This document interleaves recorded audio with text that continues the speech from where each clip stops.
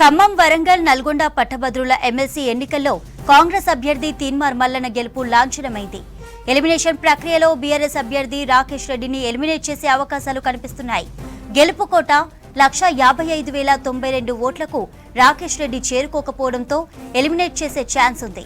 తీన్మార్ మల్లన్న గెలుపు కోటాకు చేరుకునే వరకు ఓట్లను లెక్కించనున్నారు.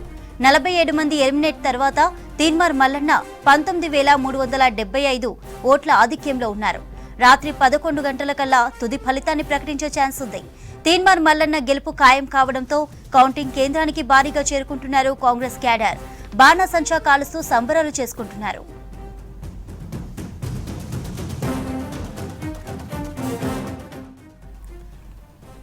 నల్గొండ గ్రాడ్యుయేట్ కౌంటింగ్ కి సంబంధించి మరిన్ని అప్డేట్స్ శేఖర్ లైవ్ ద్వారా అందిస్తారు. శేఖర్, డీటెయిల్స్ ఏంటి?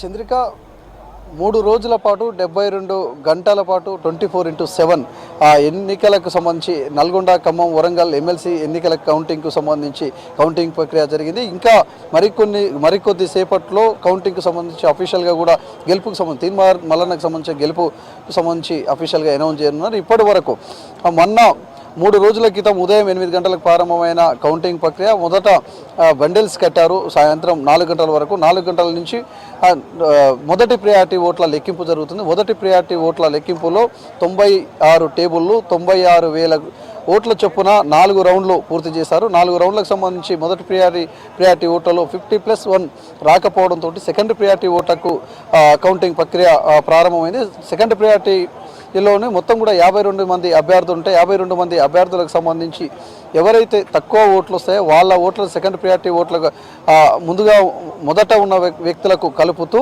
వాళ్ళని ఎలిమినేట్ చేసే ప్రక్రియ జరిగింది. ఆ ఎలిమినేట్ ప్రక్రియలో ఇప్పటి వరకు ఆల్మోస్ట్ ఆల్ పూర్తయిందని చెప్పుకోవచ్చు. మొదట గుజ్జల ప్రేమేందర్ రెడ్డికి సంబంధించి అంటే 3వ ప్లేస్లో ఉంటే తనకు సంబంధించి కోటా వస్తుంది అనుకున్నారు. 50+1 కోటా వస్తుంది, ఖచ్చితంగా కూడా అక్కడే గెలుపు ఖాయమవుతుంది అని అనుకున్నారు. కానీ 50+1 ఓటు రాకపోవడంతో మళ్ళీ రాకేష్ రెడ్డి ఎలిమినేషన్ కూడా అనివార్యమైంది. దాంతో రాకేష్ రెడ్డికి సంబంధించిన ఎలిమినేషన్ ప్రక్రియ కూడా మరికొద్ది సేపట్లో ప్రారంభంగా ఉంది. ఓవరాల్గా ఎమ్మెల్సీ ఎన్నికలకు సంబంధించి దాదాపు 15,000కు పైచిల్కు మెజార్టీ తోటి తీన్మార్ మల్లన్న గెలుపు ఇప్పటివరకు అఫీషియల్గా చెప్పలేదు కానీ అన్అఫీషియల్గా మాత్రం గెలుపు ఖాయమైందని చెప్పుకోవచ్చు. తీన్మార్ మల్లన్నకు సంబంధించి ఇప్పటికే తను మాట్లాడుతూ ఈ గెలుపు తీన్మార్ మల్లన్న టీంకు సంబంధించింది, ఈ గెలుపు కాంగ్రెస్ పార్టీ ఇచ్చిన ఒక జోష్ అని చెప్పేసి కూడా చెప్పుకొస్తున్నాడు.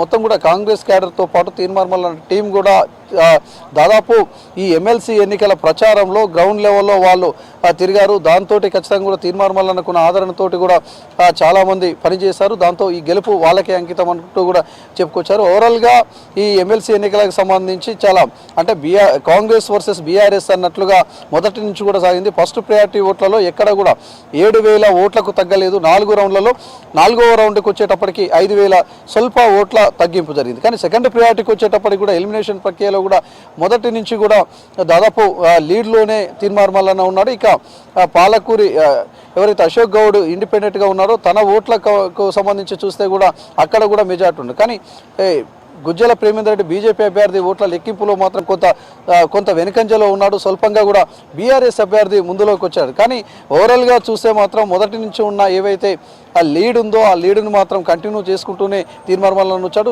ఫైనల్గా దాదాపు 15,000కు పైచిల్కు ఓట్లతోటి గెలుపు ఖాయమైనట్లే తెలుస్తుంది. ఇక మరికొద్ది సేపట్లో ఆర్ఓ అఫీషియల్గా కూడా ఈ ఎలిమినేషన్ ప్రక్రియ పూర్తిగా అయిపోయిన తర్వాత అఫీషియల్గా కూడా చెప్పనున్నారు. ఈ ఎంత ప్రాసెస్ అయ్యే వరకు 12 గంటల సమయం పట్టే ఇంకా అంటే ఇప్పుడు దాదాపు 10 గంటలంటే మరో 2 గంటల సమయం పట్టే అవకాశం అయితే కనిపిస్తున్నది.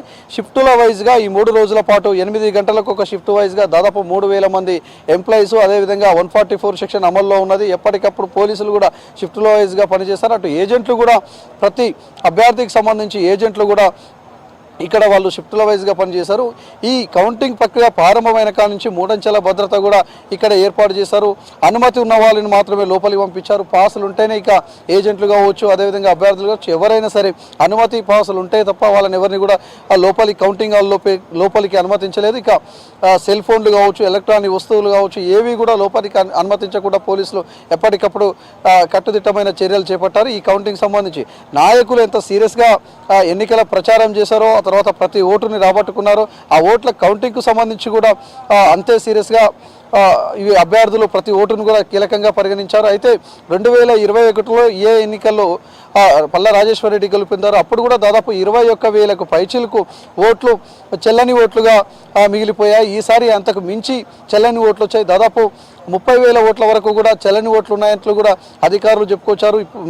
అంటే అధికార యంత్రాంగం కావచ్చు, అదేవిధంగా అభ్యర్థులు కావచ్చు, ప్రతి చోట కూడా ఓట్లు ఎలా వేయాలి, ఎలా వేయొద్దు అని పదే పదే చెప్పుకొచ్చారు. గ్రాడ్యుయేషన్ పూర్తయిన వాళ్ళు, పోస్ట్ గ్రాడ్యుయేషన్ పూర్తయిన వాళ్ళే ఈ ఎన్నికల్లో పాల్గొంటారు కాబట్టి వాళ్ళకి పూర్తి స్థాయిలో అవగాహన ఉంటుంది అని చెప్పి వాళ్ళు ఒక బ్యానర్ని కూడా ఏర్పాటు చేశారు. ప్రతి పోలింగ్ కేంద్రం వద్ద బ్యానర్లను కూడా ఏర్పాటు చేశారు. అయినప్పటికీ కూడా దాదాపు 30,000 ఓట్లు మురిగిపోవడంతో సెకండ్ ప్రియారిటీ ఓట్లలో లాస్ట్కు అంటే కోటా అంటే 50+1 కోటా రాకపోవడంతో సెకండ్ అభ్యర్థి ఎవరైతే ఉన్నారో అతన్ని కూడా ఎలిమినేట్ చేయాల్సిన పరిస్థితి అయితే ఏర్పడింది. ఇప్పుడు చూడొచ్చు అందరూ కూడా రాకేష్ రెడ్డి కూడా బయటికి వెళ్తున్న పరిస్థితి విజువల్స్లో మనం చూడొచ్చు. బీఆర్ఎస్ అభ్యర్థి రాకేష్ రెడ్డి కూడా బయటికి వచ్చారు. ఇక ఓవరాల్గా దీనికి సంబంధించి ఒకసారి మాట్లాడదాం, లైవ్లో ఒకసారి మాట్లాడదాం. అన్న ఎట్లా ఇంతవరకు కౌంటింగ్ ఇప్పటికే తుది దశకు చేరుకున్నది, ఫలితం కూడా వెల్లడిస్తారు. ఎట్లా ఉన్నది అంటే నేను చెప్తాను. చూడవచ్చు ఓవరాల్గా ఈ ఎన్నికలకు సంబంధించి కౌంటింగ్ తుది దశకు చేరుకుందని కూడా చెప్పుకొచ్చారు. ఓవరాల్గా మాత్రం ఈ ఎమ్మెల్సీ ఎన్నికలకు సంబంధించి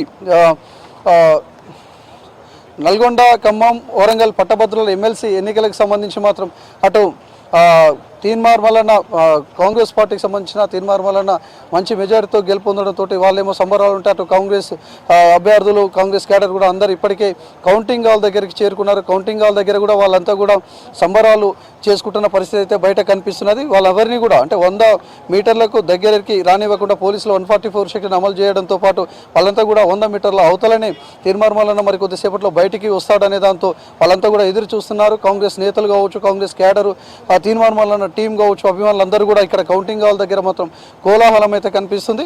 ఓవరాల్గా ఈ 3 రోజుల పాటు జరిగిన ఈ ఎమ్మెల్సీ ఎన్నికల ప్రక్రియ అయితే ముగిసిందనే చెప్పుకోవచ్చు. మరి కొద్దిసేపట్లో ఎన్నికల రిటర్నింగ్ అధికారిగా ఉన్న నల్గొండ జిల్లా కలెక్టర్ దాసరి హరిచందన్ అఫీషియల్గా ఆర్ఓ చెప్పనున్నారు. అంటే అభ్యర్థి గెలుపుకు సంబంధించి ఎంత మెజారిటీ, అదేవిధంగా ఏ రౌండ్లో ఎన్ని ఓట్లు వచ్చాయి, ప్రతిదీ కూడా క్లియర్గా తను అఫీషియల్గా చెప్పనున్నారు.